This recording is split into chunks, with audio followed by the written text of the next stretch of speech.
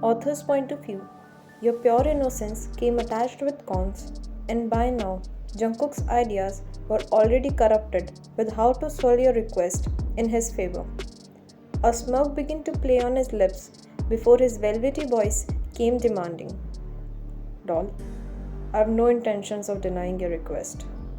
I'll approve it with a slight change. You'll work here as my playmate in return for staying here. Playmate? What is a playmate? Not a single second was spared. Your nose and forehead scrunched up and lips were pursed together in confusion. A partner in a relationship without marriage. He was familiar with the word and its meaning, yet he didn't convey the same to you. His eyes stared notoriously at your bewildered expressions before he bluffed. A woman who takes care of the need of a man, be it food, cloth, or helping him release stress by letting him His repressed thoughts were on the verge to slip off his tongue. Clearing his throat as a cover up, he completed by sharing a bed with him. His explanation didn't help you much. Your eyebrows were lowered and pulled closer together. Your lips were pouting outwards cutely. A job to help him with food, cloth, and sleep? Is that all? Your innocence emphasized in every word of his. None of his demands seemed a tough job to you. I will try to do my best as your playmate. Without a shadow of doubt, you accepted his offer. His eyes glowed with a hint of satisfaction, and gently stroking his hand on your head, he approved. You can begin with preparing the first meal of the day, breakfast. Rising from the ground, he instructed you. What do you crave? Anything specific? He questioned, observing your job earnestly, but your question still his erotic impulse unknowingly. You. I want to eat you. His physical appetite craved you. His intense feeling to consume you wasn't a joke. Nothing specific. He dismissed the unholy musing before he could drive his animal out of control. Okay, where is the kitchen? Your mellifluous voice flowed smoothly through your lips. Go downstairs. The maids will guide you the rest. His velvety voice was serene and convincing. Nodding, you detached your bottom from the soft mattress. Taking your precise counted steps towards the exit, you departed the bedroom. On your way, your lungs was engulfed with an aroma. It was mescaline without being too dark and heavy. The citric and floral notes helped to lighten the cognac up a bit and made it more appealing. It was a familiar fragrance. Jungkook's point of view. She will stay by my side. I closed my eyes and tilted my head back, feeling content with the fact her tiny figure was now destined to be under me every night. The scenario in my head was intoxicating. My untamed thoughts of capturing her puffy lips, a body pressed together heatedly against the bed. Her innocent eyes locked with mine in overwhelming amusement, me separating her legs and teasing her until she begs for the real thing. All of it made my skin blush with blotches of redness. Became hardened and my body was a little sensitive again. Morning, boss. A knock on the door ripped me off my daydream. An important update for you. Jake bowed, lowering his torso, and head is a symbol of respect. Details. Dissatisfaction from my unfinished fantasy lingered in my voice. A basal sigh escaped my mouth before I unwrapped the observant cloth from my waist. Pat drying my wet hair with the same piece of towel, I walked off naked towards the closet. Your brother was last seen in Daegu.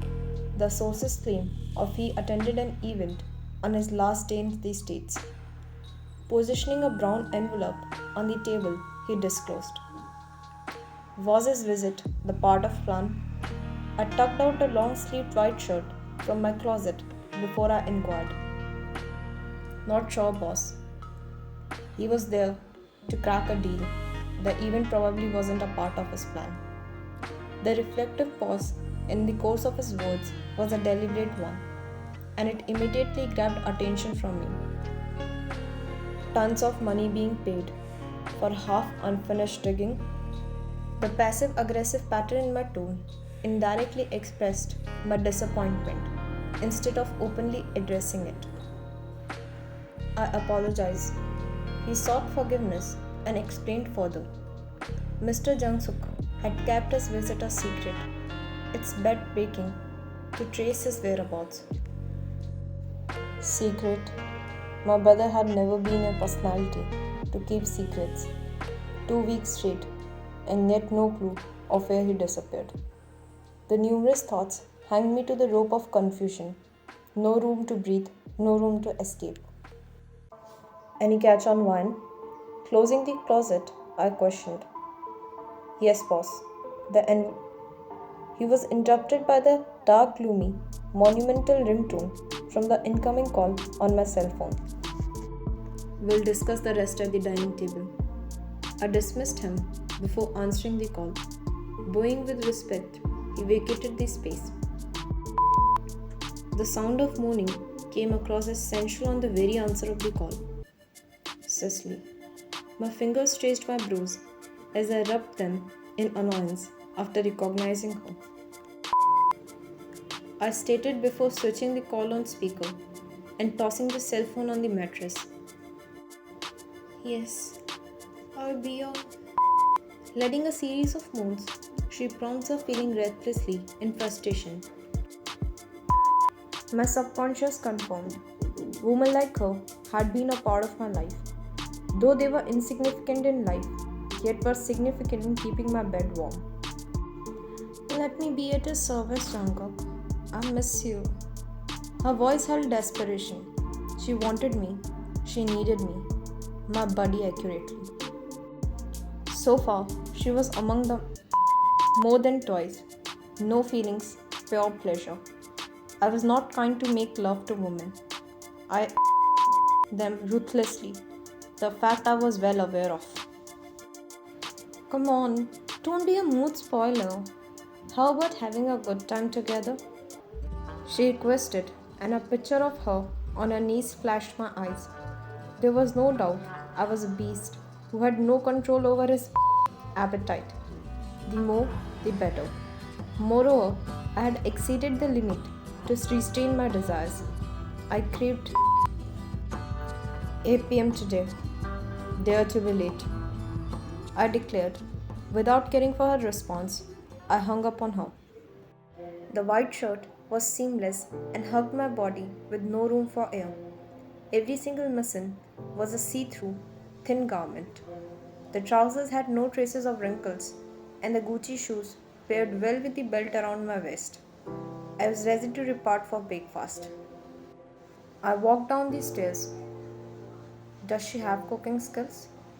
The arrow of thoughts crossed a little late. She does, or else she wouldn't have agreed to prepare the breakfast. I concluded after analyzing the fact and headed to take my seat. Yes, I miss him. Her sweet voice interrupted the way and led my steps to the kitchen rather. She was in a pink apron with a wooden spoon tucked inside the pouch in the front. Her hairs were loosely clutched, some were falling on her face teasingly, and she was conversing with a maid. What about the lady then? She allowed you to meet him?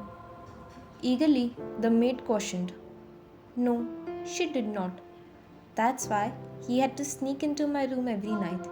And you know, he was adorable. He was eager to adore me, and I never stopped him, since he was the only one I had ever truly loved. She answered with an intense form of enthusiasm, and her words sparked my temper in a nanosecond. Fury roared through me. Jaws were clenched immediately with a single thought of her being in the arms of another man who wasn't me. Oh, this sounds truly adorable. Now even I desire a pat. The maid expressed with dropping eyelids, and I stood unblinking, trying to process that one had just been talking about her pet dog. Jealous of a dog? My subconscious mocked me and my jaws grew tighter. By no means. I just don't prefer sharing my doll. I barked back at my subconscious. From when has the girl been your doll? The curious notions were overly nosy in my head. From the first time I saw her, I quickly responded. Love at first sight. The untamed thought gave an unpleasant blow.